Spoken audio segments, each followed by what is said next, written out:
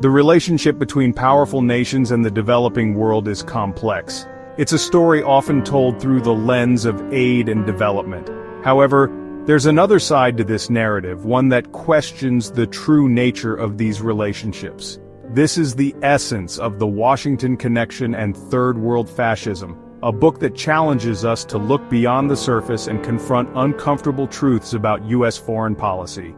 The book, penned by Noam Chomsky and Edward S. Herman, delves into the uncomfortable reality of U.S. involvement in the developing world. It argues that U.S. foreign policy, rather than championing democracy and freedom, has often bolstered repressive regimes. This support, the authors contend, is driven by strategic and economic interests, often masked by a rhetoric of liberation and progress. This exploration takes us back to the Cold War, a period of intense ideological rivalry between the U.S. and the Soviet Union. It was during this era that the U.S., in its bid to contain communism, often found itself aligning with regimes that were anything but democratic. This uncomfortable alliance forms the crux of the book's argument, raising critical questions about the true cost of U.S. foreign policy. The term Washington Connection is not merely a geographical reference, it signifies a network of influence and power that extends from the U.S. government and its agencies to multinational corporations and international financial institutions. This network, the authors argue, plays a crucial role in shaping the destinies of developing nations. The book meticulously documents how this network operates, often through covert means, to maintain its grip on power. Economic aid, military assistance, and political support are used as tools to prop up regimes that align with U.S. interests, even if these regimes are brutal dictatorships. This support, often provided under the guise of fighting communism or promoting stability, has had devastating consequences for countless people around the world. The authors provide compelling evidence of how the U.S. has consistently prioritized its own economic and strategic interests over the well-being of people living under these repressive regimes. This pursuit of power, they argue, has come at a heavy human cost, perpetuating cycles of violence, poverty, and oppression. One of the most striking arguments put forth in The Washington Connection and Third World Fascism is the stark contrast between U.S. rhetoric and its actions. While the U.S. government has consistently presented itself as a champion of democracy and human rights, its foreign policy decisions often tell a different story. The authors argue that the U.S. has consistently supported regimes that are anything but democratic, often overlooking human rights abuses, and even actively participating in their perpetuation. This discrepancy between words and deeds, they contend, is a deliberate strategy to maintain U.S. hegemony while paying lip service to democratic ideals.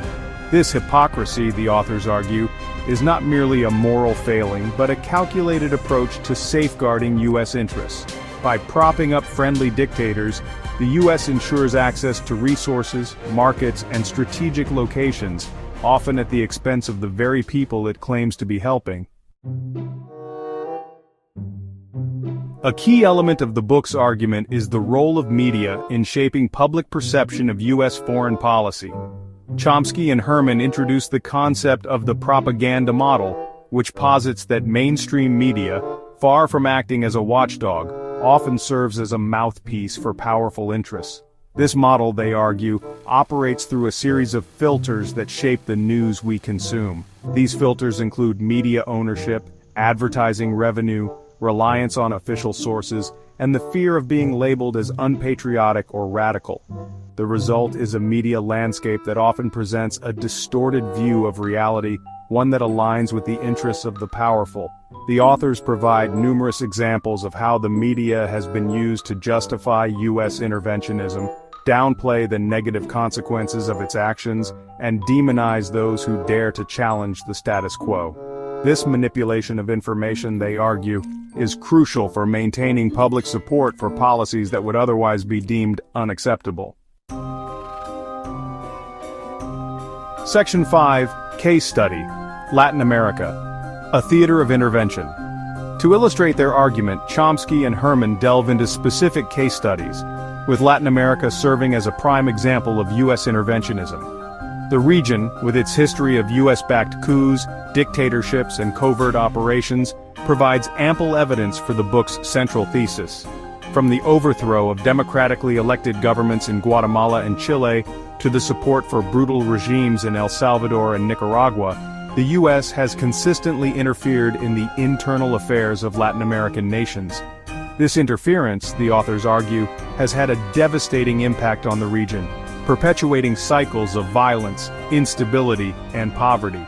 The authors meticulously document the human cost of these interventions, highlighting the stories of those who have suffered under repressive regimes propped up by the U.S. This focus on the human dimension of U.S. foreign policy is a stark reminder of the real-world consequences of decisions made in the corridors of power. Section 6. Echoes of the Past, Southeast Asia and the Legacy of Support. The book's exploration of U.S. foreign policy extends beyond Latin America, reaching the shores of Southeast Asia. This region too bears the scars of U.S. interventionism, with the Vietnam War serving as a stark reminder of the devastating consequences of unchecked power. Chomsky and Herman argue that the U.S. involvement in Vietnam, framed as a fight against communism, was in reality driven by a desire to maintain U.S. dominance in the region. This pursuit of power, they contend, led to the deaths of millions of Vietnamese civilians and left a legacy of pain and destruction. The authors also examine U.S. support for the Khmer Rouge regime in Cambodia, a brutal dictatorship responsible for one of the worst genocides of the 20th century. This support, they argue, highlights the dangers of prioritizing strategic interests over human rights and the need for greater accountability in U.S. foreign policy. Section 7. Relevance Today, the Enduring Patterns of Power. Although The Washington Connection and Third World Fascism was published decades ago, its analysis of U.S. foreign policy remains eerily relevant today. The patterns of interventionism, support for repressive regimes, and manipulation of information identified by the authors continue to shape global events. From the ongoing wars in the Middle East to the U.S.'s complex relationship with authoritarian governments in various parts of the world, the book's insights offer a framework for understanding the dynamics of power that continue to define the 21st century.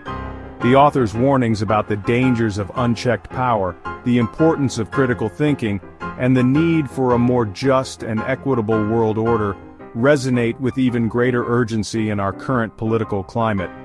The book serves as a stark reminder that the pursuit of power often comes at a heavy human cost, and that true progress requires a commitment to justice, equality, and respect for human rights.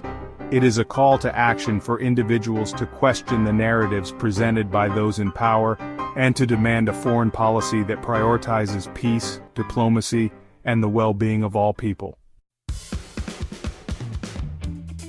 Section 8. Challenging the Narrative, the Importance of Critical Thinking.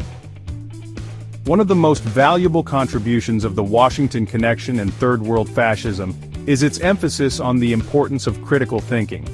The authors urge readers to question the narratives presented by those in power, to look beyond the headlines, and to seek out alternative sources of information.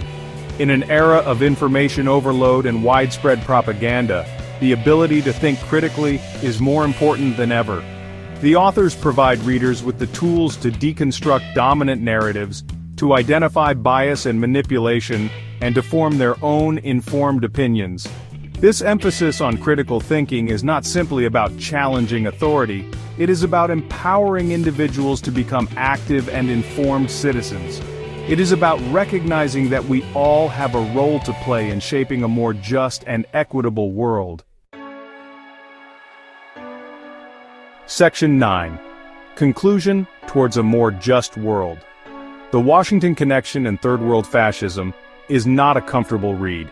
It challenges deeply held beliefs about the U.S.'s role in the world and forces us to confront uncomfortable truths about power, violence, and the human cost of foreign policy decisions.